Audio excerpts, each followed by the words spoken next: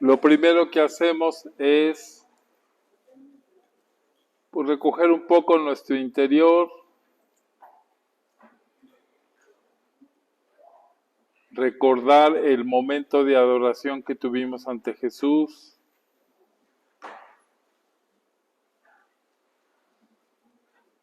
sentir que esa presencia eucarística nos acompaña. Ya lo hemos recibido en la comunión hoy. Y Él habita en nosotros y nosotros habitamos en Él.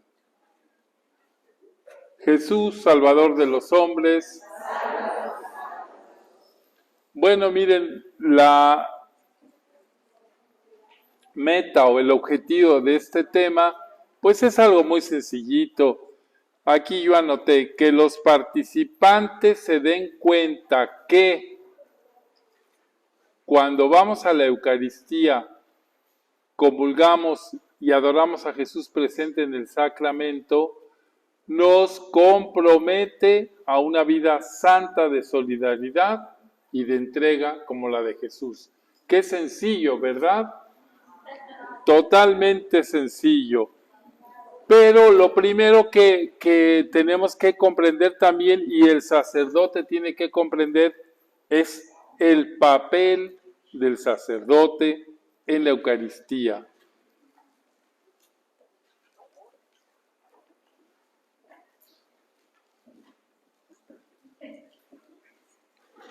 Bueno,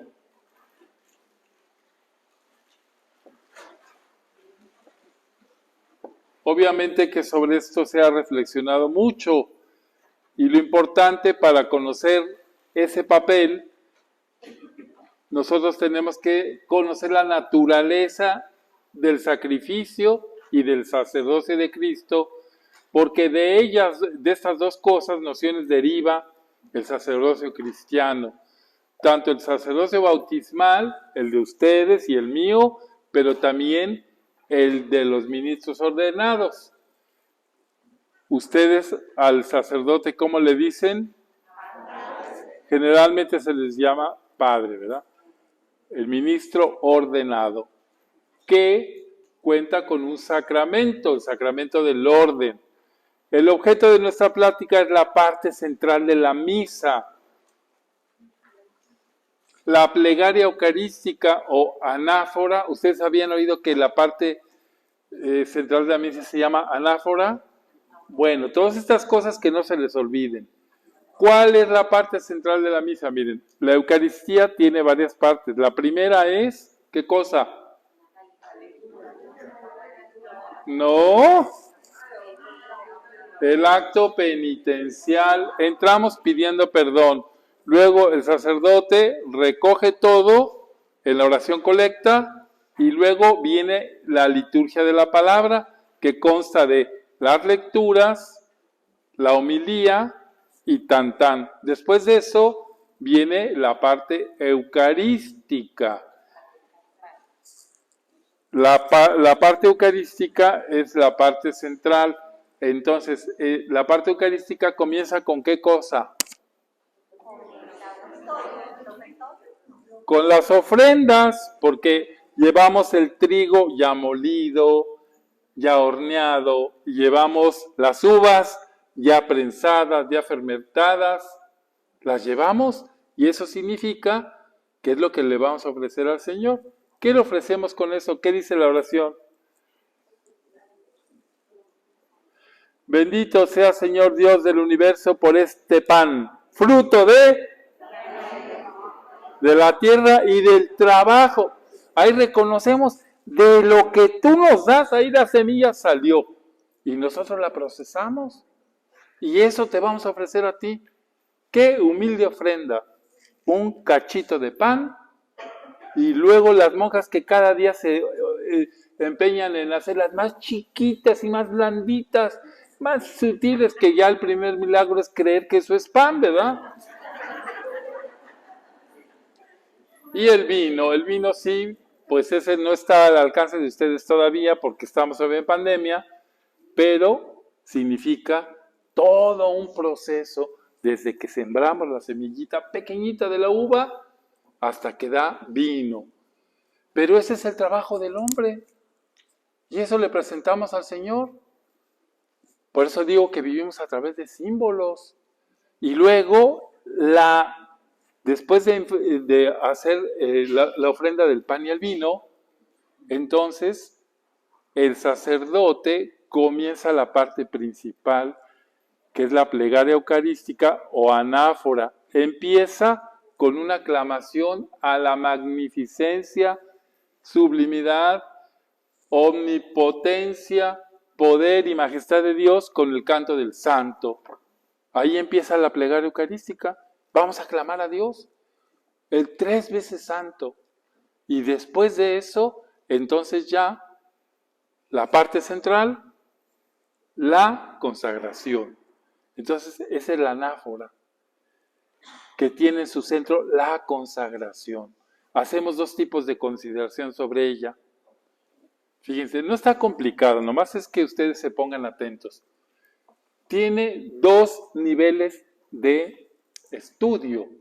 Uno es litúrgico y ritual, es decir, el rito que se repite, el sacramento que ritualmente está revestido de un montón de signos.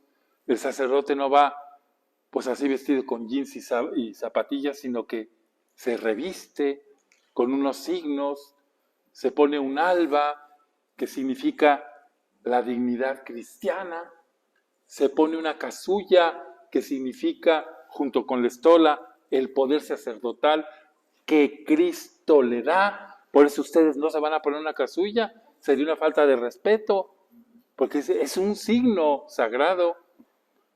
Entonces eso es todo lo litúrgico y ritual. Y luego está lo teológico y existencial, es decir, ¿cómo le pega a mi vida esto que estoy celebrando? Esos 2 niveles de lectura. Entonces, nuestra Eucaristía, lo primero que tenemos que decir, y que eso como que se ha cortado, ¿verdad? ¿Por qué? No sabemos, pero la Eucaristía tiene una matriz judía. La Eucaristía tiene una matriz judía. ¿Por qué? Ahorita lo voy a explicar. Nuestro Señor Jesucristo escogió un pueblo, y ese pueblo era el pueblo judío. ¿Qué cosa contaba el pueblo de Israel? Con la promesa perpetua de Yahvé, de que Él haría de ese pueblo un pueblo de redimidos. Y las promesas de Dios no son como las de nosotros. Dios siempre las cumple, siempre. A su modo y estilo las cumple. Nosotros decimos, yo sí voy a ir el jueves, sí voy. Y apuntamos el jueves, sí voy. ¡Ay, tiene la uña encarnada, no va a poder ir porque le duele!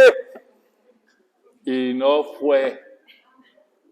Aquí yo me alarmo de ustedes hacen citas y las deshacen como tomarse un café sin azúcar. Es decir, les vale Wilson deshacer una cita. Dios no es así. Dios promete y cumple. Y le prometió al pueblo judío que sería una alianza perpetua. Entonces Él no se va a desvincular de esa promesa. Y no se entiende la Pascua cristiana si no se considera que eso es el cumplimiento de lo que preanunciaba la Pascua judía. ¿Ustedes se acuerdan de la Pascua judía? Que la leemos todas las Pascuas cristianas. ¿Cuál era la Pascua judía? ¿En qué consiste la Pascua judía? No. Díganme bien.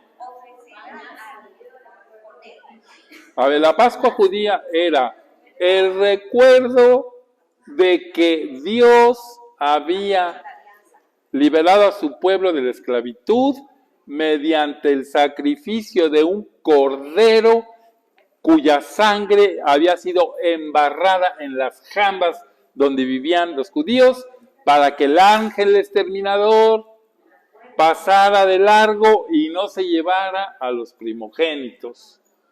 Y después de eso, pasan el Mar Rojo, la Pascua del Señor, hacia la tierra prometida. Bueno, esa Pascua judía, no se puede entender la Eucaristía nuestra sin ese trasfondo. Esta Eucaristía que nosotros celebramos es el cumplimiento de lo que los judíos durante años y siglos hicieron como su comida ritual. Ahí Jesucristo la insertó. ¿Está claro esa noción? ¿Sí o no? Sí. Los padres de la Iglesia consideraban las escrituras del pueblo judío, pero no su liturgia, porque la liturgia cristiana fue distinta. Consideraban a lo que ya no tenían acceso porque la iglesia se separó de la iglesia cristiana se separó de la sinagoga. Entonces los judíos que no aceptaron a Cristo, pues siguieron con su ritual y su liturgia antigua. Y en cambio, los cristianos empiezan a desarrollar otra liturgia, pero sí utilizaron las figuras contenidas en la Escritura. Nosotros hablamos del Cordero Pascual, eso es de la antigüedad. ¿En dónde se habla del Cordero Pascual en el Nuevo Testamento? Aquí necesitamos gente que se nos prepare. Ustedes saben de inglés en adelante y luego ignoran estas cosas más importantes que eso. ¿Dónde se habla del Cordero inmolado? ¿Pero en dónde? ¿En qué libro, madres? Sí, pues sí, Jesús es el Cordero inmolado, claro. Díganme en qué libro habla que dice. Y entonces apareció el Cordero y estaba el libro con los 7 sellos. Y el Apocalipsis es el Nuevo Testamento. Entonces, nosotros utilizamos esas figuras, el Cordero Pascual, también utilizamos el sacrificio de Isaac, utilizamos la figura de Melquisedec. Quiero decir que todo eso está contenido también en el Nuevo Testamento, pero no en el contexto litúrgico concreto en el que el pueblo judío celebraba todos estos recuerdos. Es decir, la comida ritual celebrada una vez al año en la cena pascual, que ellos llaman el Seder, y semanalmente en el culto de la sinagoga. O sea, la liturgia de ellos permaneció distinta. El primer nombre con el que Pablo va a designar la Eucaristía en el Nuevo Testamento es el de la comida del Señor. Kuriakon deipnon. Bueno, estas cosas tan raras, pero era el ágape fraterno. Era una reunión en donde se hacía la comida del Señor, con evidente referencia a la comida judía, de la que ahora difiere por nuestra fe en Jesús. La Eucaristía es el sacramento de la continuidad entre el Antiguo y el Nuevo Testamento, entre el judaísmo y el cristianismo. Durante años los cristianos decíamos, Señor, perdona a ese pueblo de Isida que mató a Jesús. Y decimos, no, nosotros somos deudores del pueblo judío en toda esa antigua tradición. Lo que pasa es que Jesús vino en ese pueblo y estaba anunciado, según las Escrituras, que iba a morir por los jefes de su pueblo para que se cumpliera la Escritura. Pero ellos son nuestros hermanos mayores en la fe. Cuando decimos, ¿quién es Abraham? Es nuestro padre en la fe. Y Abraham es el padre del pueblo judío. Entonces hay una continuidad. ¿Qué significa que haya una continuidad? Pues que Dios no va separando, sino que está siendo cumplido lo que Él prometió. Y Dios, cuando cumple, no solamente cumple, sino que perfecciona, y hace pleno, plenifica. Estaba la ley de Moisés y Jesús dijo, yo no vengo a quitar ni una comita de la ley, ni una. Es decir, Jesús no rompe con la tradición judía. Al revés, vengo a darle cumplimiento. ¿Cuál es el cumplimiento? es la perfección y la plenitud. Esas dos palabritas, aplíquensela. Yo soy doña perfecta y doña plena. Puedo ser don pleno y don perfecto. Hay alguna señora que aquí que le decimos doña perfecta. ¿Adivinen quién es? No, no es cierto. Miren, estamos hablando en serio. La plenitud la da Jesús. De esa antigua profecía de Yahvé a nuestros padres. Entonces el vínculo entre el Antiguo y el Nuevo Testamento lo da un escrito de la era apostólica que podemos considerar como el primer borrador de la anáfora eucarística. Miren, parece que está muy complicado, pero no. Quiero decirles una cosa. Los textos que nosotros tenemos de la Eucaristía son antiquísimos. Quiero decir que se han rezado hace casi 2000 años.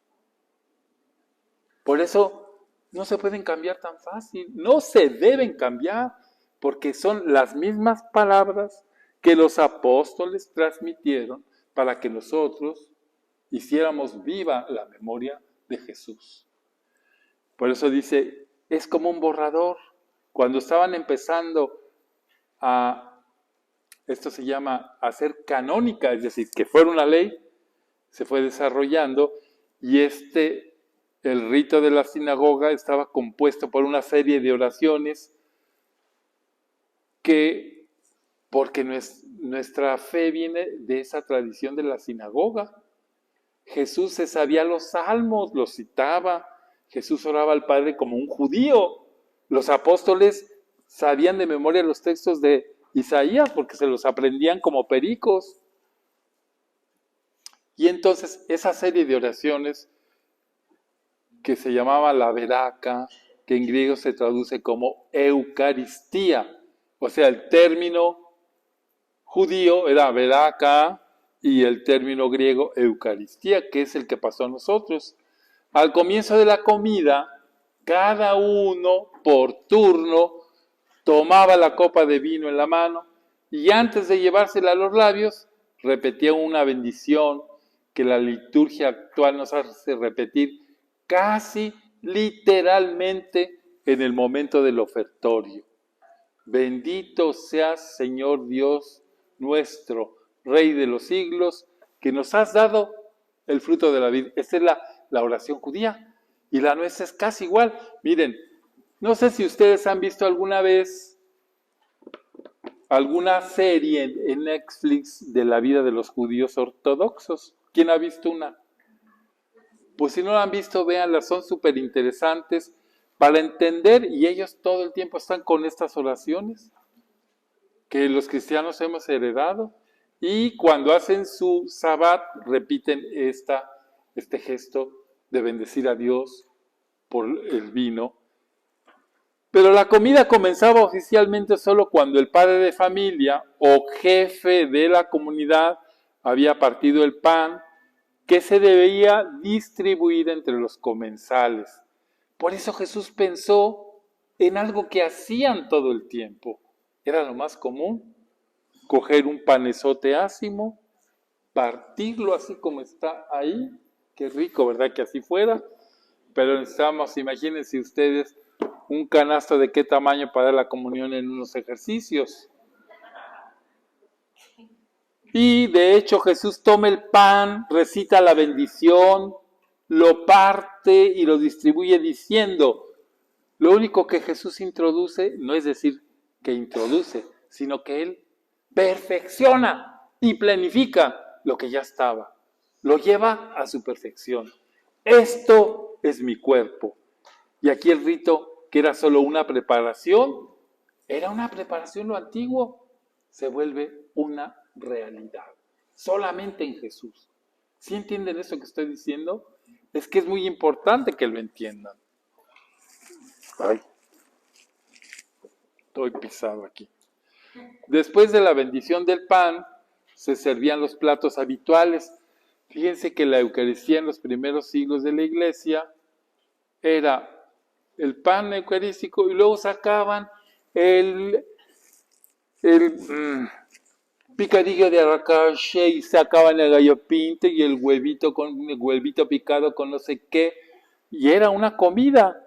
Y después de la comida venía el gran acto ritual que tenía el significado profundo. Esto empezó así, pero empezaba a pasar una cosa muy chistosa. Venían aquí, por ejemplo, Giancarlo y Jennifer y traían su comida riquísima, camarones y traían unos filetitos y luego llegaban otros pobrecitos con unos gallitos de chayote. Y entonces se empezó a dar una cosa muy fea, ¿verdad? Que los ricos traían unos banquetazos y los pobres pues traían unas cosas muy feas. Y San Pablo sí tenía carácter, ¿eh? Y dijo, ¡se acabó! No va a volver a haber comida en la Eucaristía. Y se acabó.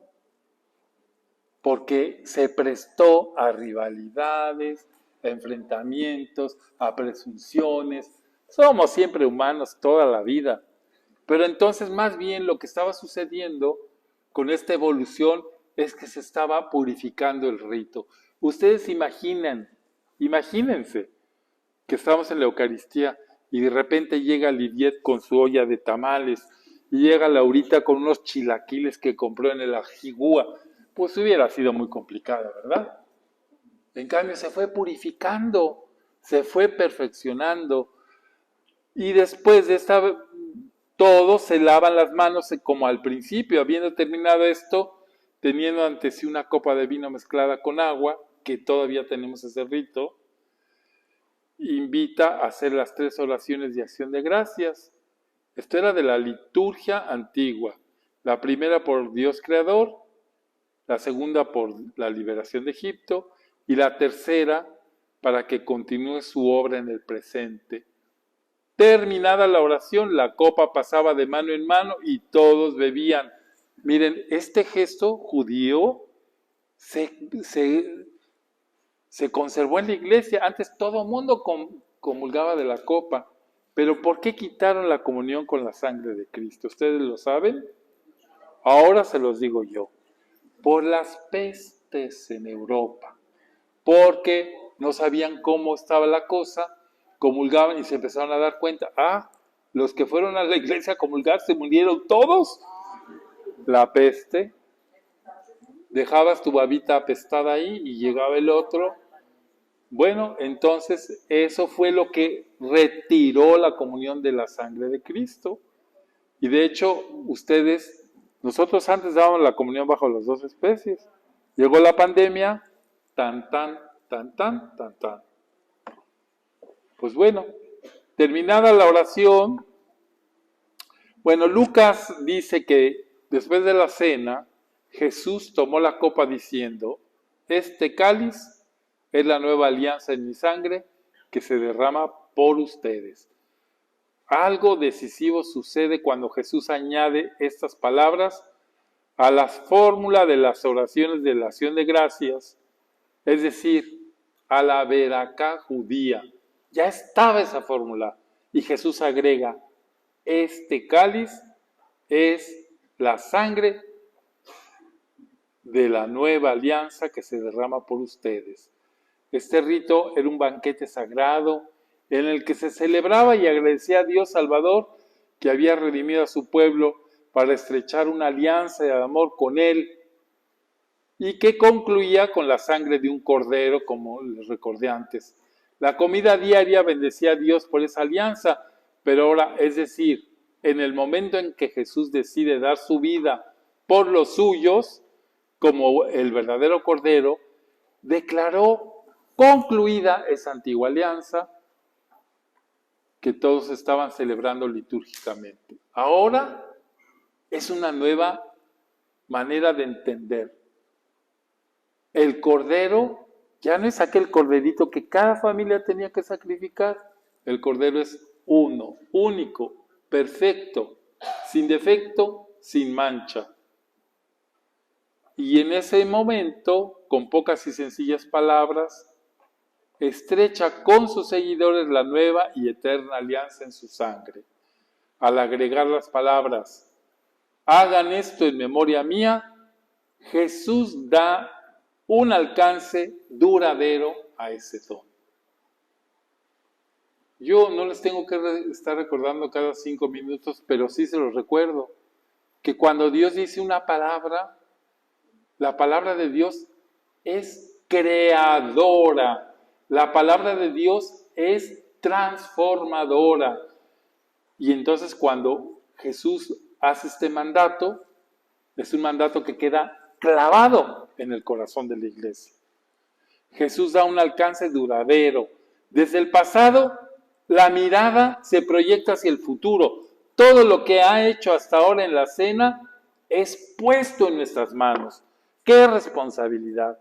Como somos los humanos, de cambiantes, de fluctuantes, ¿de qué?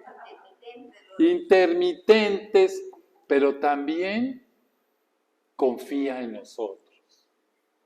La iglesia ha continuado celebrando la Eucaristía en todo el mundo.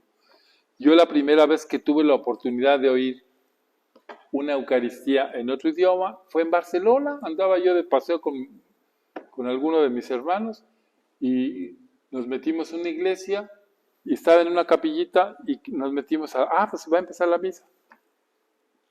Y el que estaba celebrando era un padre chino y los chinos hablan chino. Y estaba celebrando la misa en chino y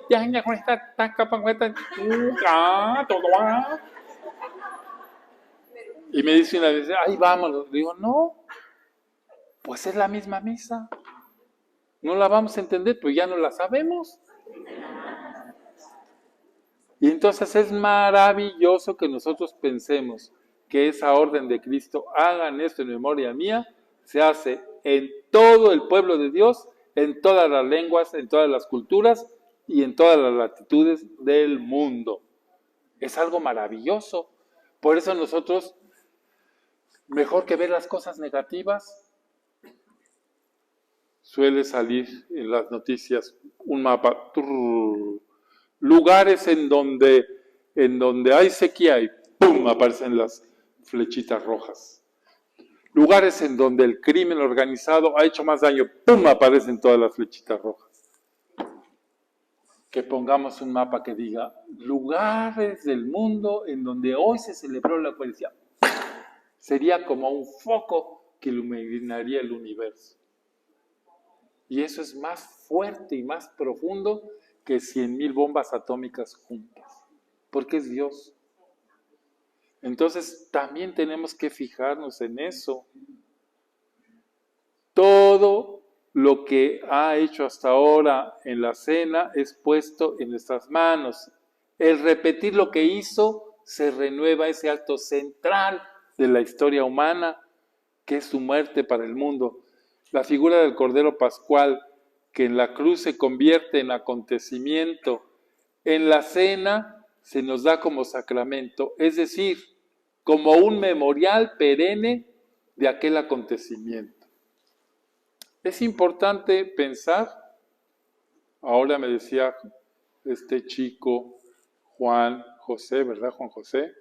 Me decía, padre, es que hasta que yo entendí que Dios no hay tiempo, claro, entonces lo que realizamos no es que vuelva a ser la crucifixión, sino que es que fue una vez única para siempre, y eso se hace actual.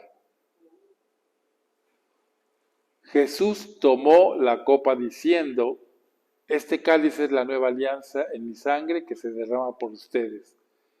Algo decisivo sucede cuando Jesús añade estas palabras a la fórmula.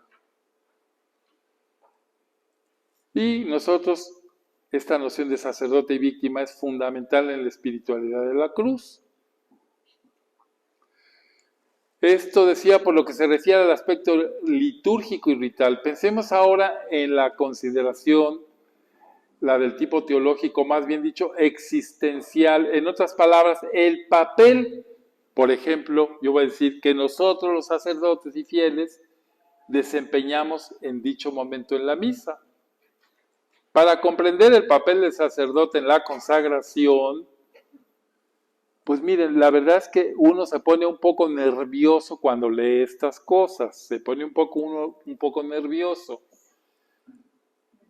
Para comprender este papel es de vital importancia conocer la naturaleza del sacrificio y del sacerdocio de Cristo, porque de ellos deriva el sacerdocio cristiano, del sacerdocio de Cristo. Todo el sacerdocio bautismal común a todos, como el de los ministros ordenados, depende de Jesucristo, sacerdote. Ya no somos en realidad sacerdotes según el orden de Melquisedec, somos sacerdotes según el orden de Jesucristo. Y en el altar actuamos in persona Christi, los sacerdotes. Cuando el sacerdote actúa, no es uno, es Cristo. Es decir, representamos al sumo sacerdote que es Cristo. Claro, miren, la teología de esto da como para espantarse y decirse, ¿qué estoy haciendo yo aquí? De verdad. El cura de Ars decía que qué responsabilidad, sí, pues sí, la verdad sí. Que qué peso alzar la Eucaristía y decirles, este es mi cuerpo, lo dice el sacerdote.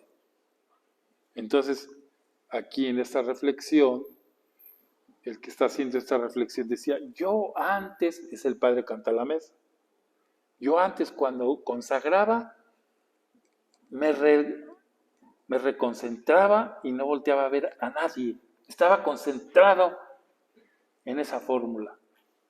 Pero ahora he entendido que cuando yo digo eso, lo digo a nombre de Cristo. Y Cristo se entregó por todos estos que están aquí. Entonces yo ya cuando hago la consagración, los volteo a ver a ustedes para decirles lo que Cristo le dijo a sus apóstoles. Este cuerpo se entrega por ustedes. Esta sangre se entrega por ustedes. Y luego qué flojera que me estén diciendo, oiga padre esto, oiga padre lo otro. El sacerdote no puede ser así. Por eso es difícil ser sacerdote, porque pide una entrega como la de Cristo. Y a veces, siempre está por encima de nuestras fuerzas. Por eso tanto se insiste, oigan, pidan por los sacerdotes, no obstaculicen su ministerio, si no les pueden ayudar, retírense. Ay, es una confesión que les hago, pero esta es la verdad. Porque nosotros, para poder ser fieles, necesitamos un tren de oración.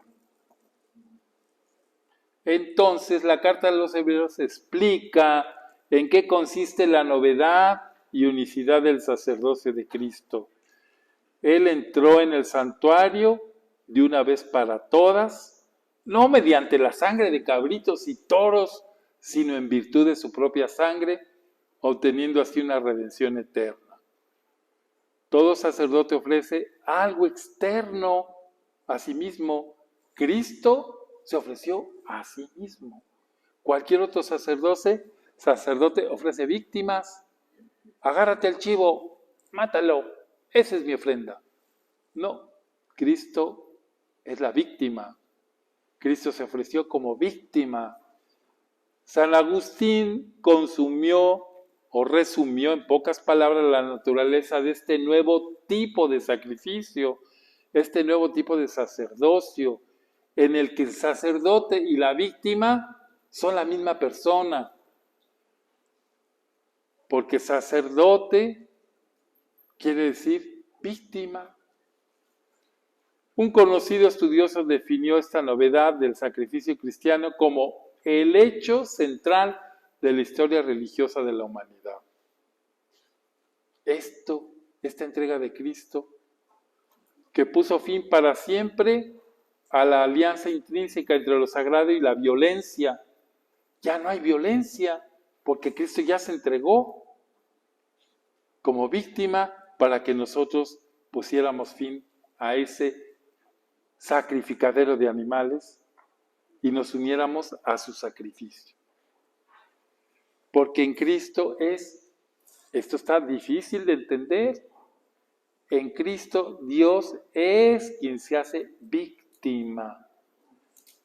¿Cómo? Sí, por eso la espiritualidad de la cruz pretende, balbucea, conocer esos misterios del corazón sacerdotal de Jesús. Dios se hace víctima. Dios, que es todo felicidad y plenitud, quiso sufrir y entregarse como víctima. Nadie hace eso. Ustedes digan, a ver, sí, cómo no, don Carlos nos va a entregar a su hijo Carlitos para que lo sacrifiquemos. ¿Verdad que no? No, mejor dice, mejor a Keila. A la nuera. No hacemos eso. No hacemos eso. Ya no son los seres humanos los que ofrecen sacrificios a Dios para aplacarlo y hacerlo favorable. Es Dios quien se sacrifica a sí mismo por la humanidad, entregando a la muerte por nosotros a su Hijo unigénito. Aunque lo repitamos 1000 veces, es que este es el centro de nuestra fe.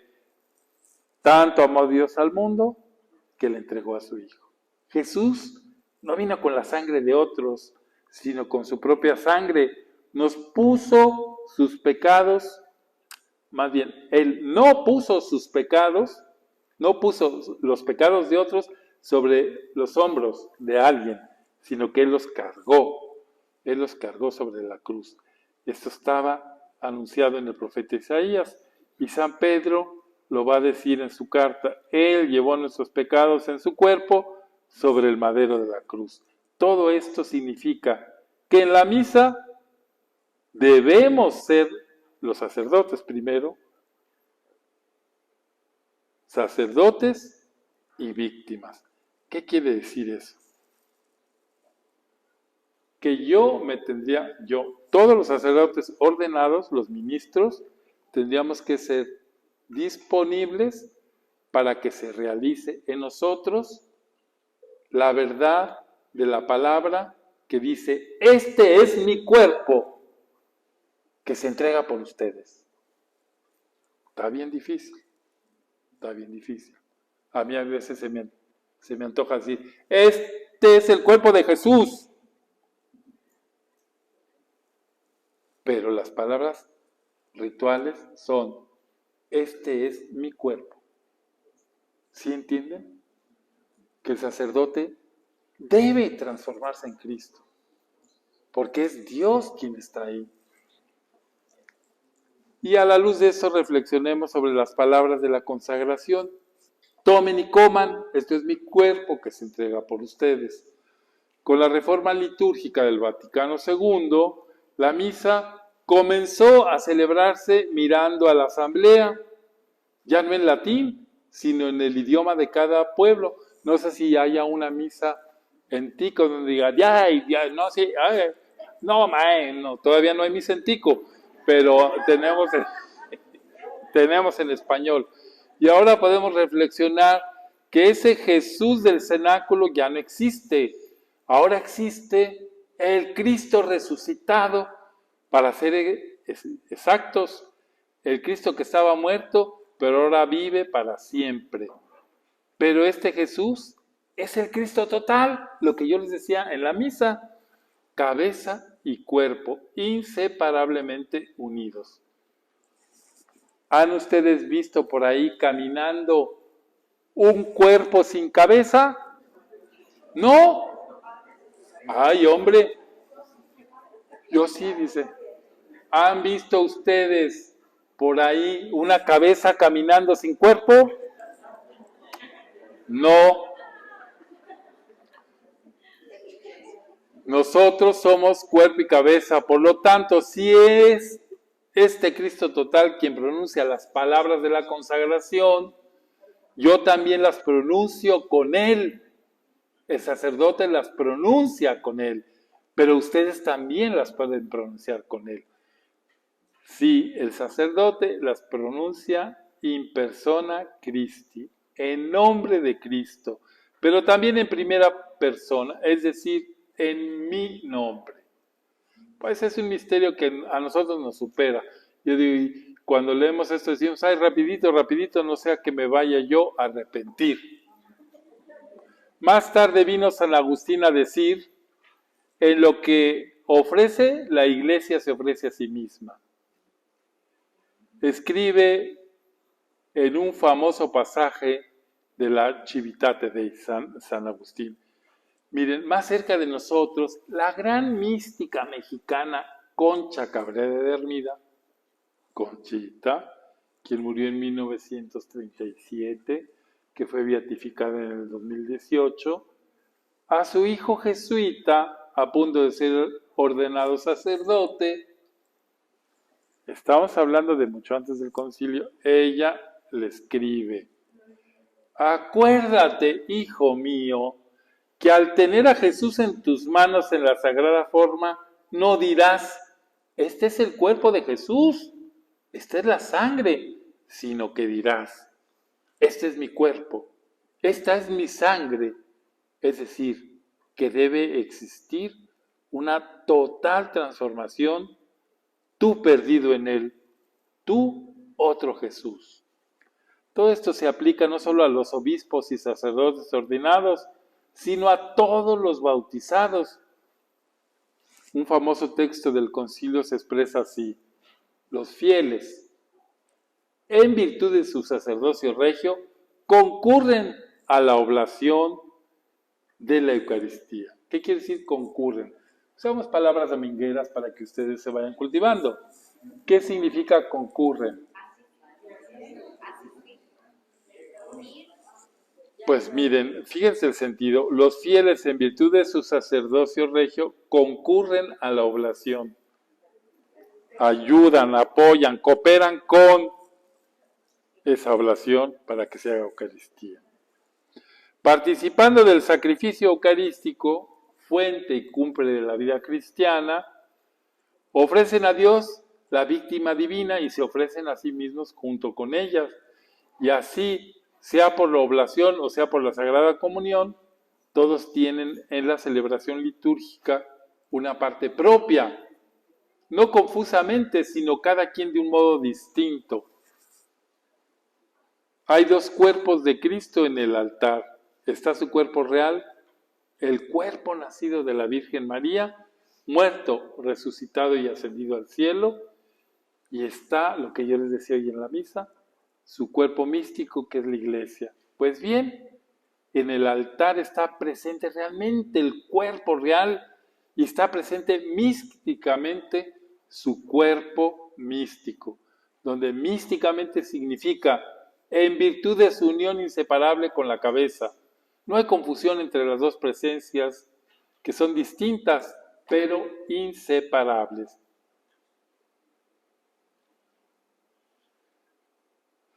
Bueno, puesto que hay dos ofrendas y dos dones en el altar, el que debe convertirse en el cuerpo y en la sangre de Cristo, el pan y el vino, y el que debe convertirse en el cuerpo místico de Cristo, también hay dos epíclesis. ¿Saben ustedes lo que es la epíclesis? Bueno, miren, la epíclesis está perfectamente notable en la anáfora, porque poquitito antes de la consagración, el sacerdote pide la venida del Espíritu Santo sobre este don de pan y vino, para que sean el cuerpo y la sangre de Jesús, y entonces bendice las ofrendas. Entonces, la fuerza del Espíritu en la epíclesis hace que se transforme el pan en cuerpo, el vino en sangre de Cristo. Pero, y entonces nosotros, en el segundo, la segunda epíclesis se recita después de la consagración. El sacerdote con las manos levantadas dice, con el cuerpo y la sangre de tu Hijo y llenos de su Espíritu Santo, para que formemos un solo cuerpo, y ahí está bajando el Espíritu sobre la comunidad, y un solo Espíritu que Él nos transforme en ofrenda permanente. Fíjense entonces, en la Eucaristía, la presencia del cuerpo de Cristo, la presencia del cuerpo místico de Cristo en ustedes. Así es como la Eucaristía hace la Iglesia. La Eucaristía hace a la Iglesia, haciendo de la Iglesia una Eucaristía, es decir, una acción de gracias. Eso decía en nuestro cartel. La Iglesia hace la Eucaristía hace la Iglesia. La Eucaristía no es solo genéticamente o genéricamente la fuente o causa de la santidad de la Iglesia, es también su forma, es decir, es el modelo de la santidad. Había un padre de nosotros, el padre Pablo María Guzmán, que también ya es venerable, que le decía a sus monjas: hermana, que su vida sea una Eucaristía continuada, que su vida sea una misa, que su vida sea una acción de gracias, siempre. La Eucaristía es la forma de la santidad, el modelo. La santidad del cristiano debe realizarse según la forma de la Eucaristía. Debe ser una santidad eucarística. El cristiano no puede limitarse a celebrar la Eucaristía. No debe limitarse, sino que debe ser Eucaristía. Es decir, pan que se deja comer, sangre que se deja beber. Está bien, ¿verdad? Bien facilito de entender. Ahora podemos sacar las consecuencias prácticas de esta doctrina para nuestra vida diaria. Si en la consagración somos también nosotros quienes, dirigiéndonos a los hermanos, les decimos: tomen, coman, esto es mi cuerpo, tomen, beban, esta es mi sangre. Debemos saber qué significa cuerpo y sangre para saber lo que ofrecemos. La palabra cuerpo no indica en la Biblia un componente o una parte del hombre que, unida a las demás componentes que son el alma y el espíritu, forman al hombre completo. El lenguaje bíblico, y por lo tanto en el de Jesús y en el de San Pablo, cuerpo significa todo el hombre, en la medida en que vive su vida en un cuerpo, en una condición corpórea y mortal. Por lo tanto, cuerpo indica toda la vida. Este cuerpecito, pues, es toda la vida, toda la persona. Jesús, al instituir la Eucaristía, nos dejó toda su vida como don. Desde el primer instante de la encarnación hasta el último momento, con todo lo que había llenado concretamente dicha vida. Nos deja en la Eucaristía su silencio, su oración, su sudor, sus fatigas, sus luchas, sus alegrías, sus humillaciones. Luego Jesús dice: esta es mi sangre, que añade con la... Es decir, cuando decimos el cuerpo, es que es toda la persona de Cristo.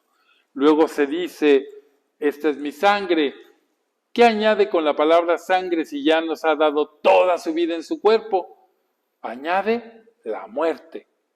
Después de habernos dado la vida, también nos da la parte más preciosa de ella, la muerte, su muerte.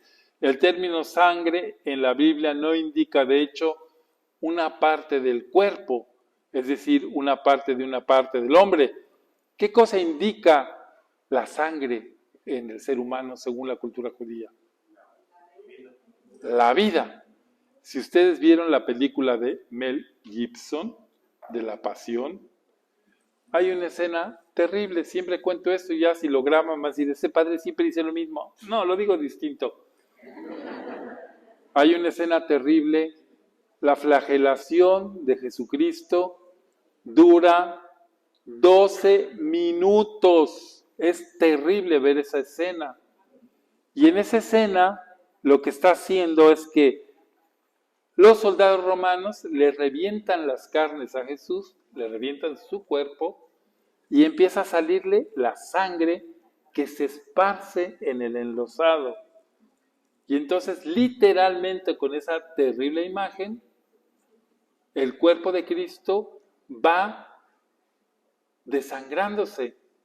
Y hay una escena hermosísima en donde llega la Virgen María con una sábana blanca grande de lino y se pone a recoger toda la sangre que significa la vida.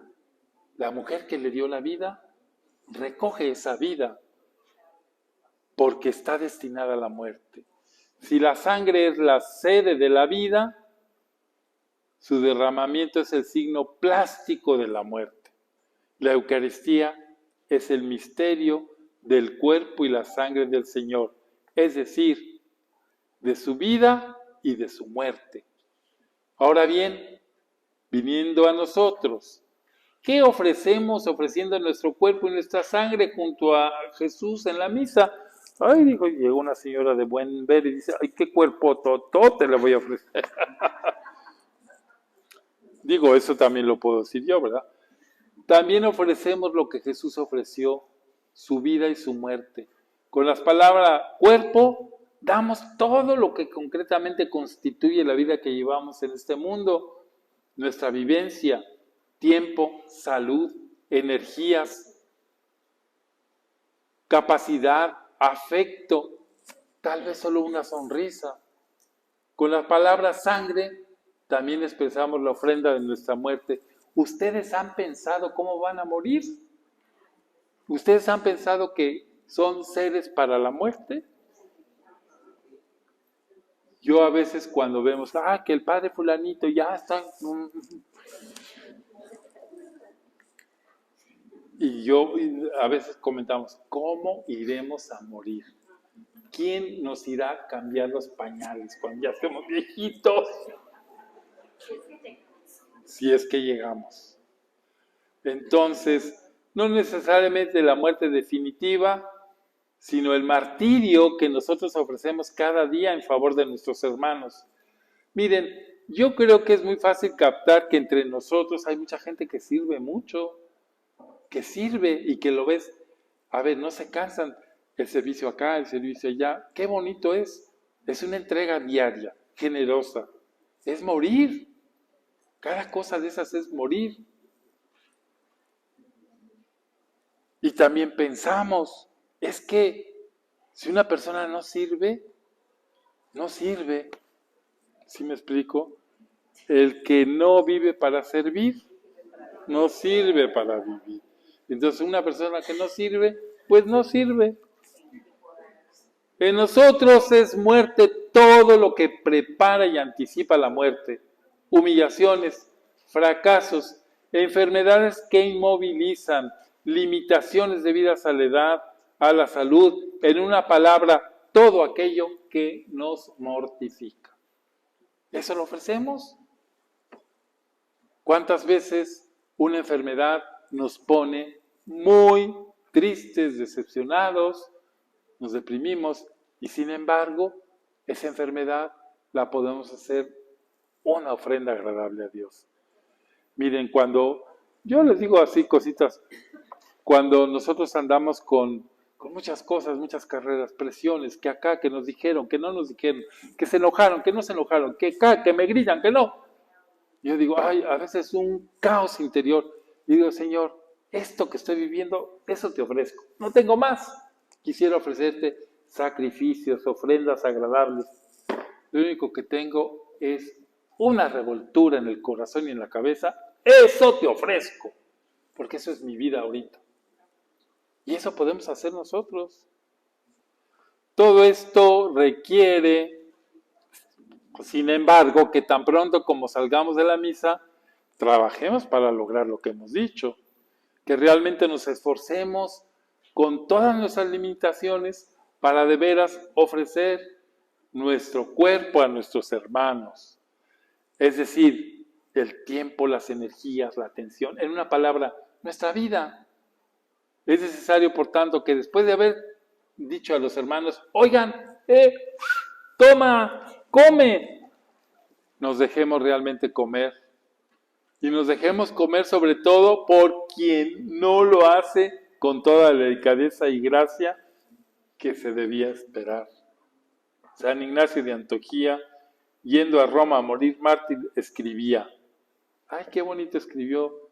Yo soy el trigo de Cristo, que se ha molido por los dientes de las fieras, para convertirme en pan puro para el Señor. Ajá. ¿Se acuerdan qué pusimos sobre el altar hoy en la misa? Ay, yo vi unos granitos, qué chiquitos, estaba un piojito de granito. Cada uno de nosotros, si miramos bien alrededor, a ver, así, tiene estos dientes afilados de fieras que muelen. Son críticas, conflictos, oposiciones ocultas o abiertas, rivalidades, divergencia de punto de vista con quienes nos rodean, diversidad de carácter, de educación, de manera de estar. Ay, mamacita linda. Tratemos de imaginar lo que sucedería si celebráramos la misa con esta participación personal, si realmente dijéramos todos en el momento de la consagración, algunos en voz alta, el sacerdote, y otros en silencio, según el ministerio de cada uno. Tomen, coman. Aquí no me quiero ir contra nadie, porque yo sé que ustedes son muy delicados para oír. Pero sí, es verdad. Y esto me enoja. Son muy delicados para oír, pero no se toman en serio las cosas, a veces. Cuando uno dice, toma y coma, yo me comprometí. ¿Cómo fregados entiendes tú el compromiso? Es a muerte. Si Cristo hubiera sido como yo, si se le hubiera inflamado el colon irritable, si hubiera tenido catarro, si hubiera tenido almorranas, pues no nos hubiéramos salvado ya. Bueno, un gran maestro de espíritu francés, Pierre Olivin, decía, por la mañana en la misa soy sacerdote y Jesús es víctima. A lo largo del día, Jesús es sacerdote y yo soy víctima. Así, un sacerdote imita al buen pastor porque realmente da su vida por las ovejas. Bueno, terminamos con esto. Nuestra firma en la Eucaristía, son las pocas gotas de agua que se mezclan con el vino en la copa. Son nada más que agua, pero mezcladas en ese vaso se convierten en una única bebida. ¿Ustedes se han fijado siempre que el sacerdote coge el cáliz, vierte el vino, luego le acercan el agua y echa unas gotitas, pero dice unas palabras que son una oración secreta y dice, Señor, así como se une el agua con el vino, que nuestra naturaleza humana, que significa esa agüita, participe de la naturaleza divina. Entonces, cuando esa agua se mezcla con el vino, se convierten en una única bebida. La firma de todos es ese solemne amén que la asamblea pronuncia o canta al final de la doxología, que cierra la anáfora, la plegaria eucarística. Es uno de los momentos más importantes de la Eucaristía. Ahí está ya Cristo resucitado, se lo ofrecemos al Padre, nos ofrecemos con Él y todos gritamos, amén, amén, amén. Por Cristo, con Él y en Él, a ti Dios Padre Omnipotente, en la unidad del Espíritu Santo, todo honor y toda gloria por los siglos de los siglos. Nosotros firmamos ese compromiso de hacernos Eucaristía. Pues que Dios nos ayude en esto.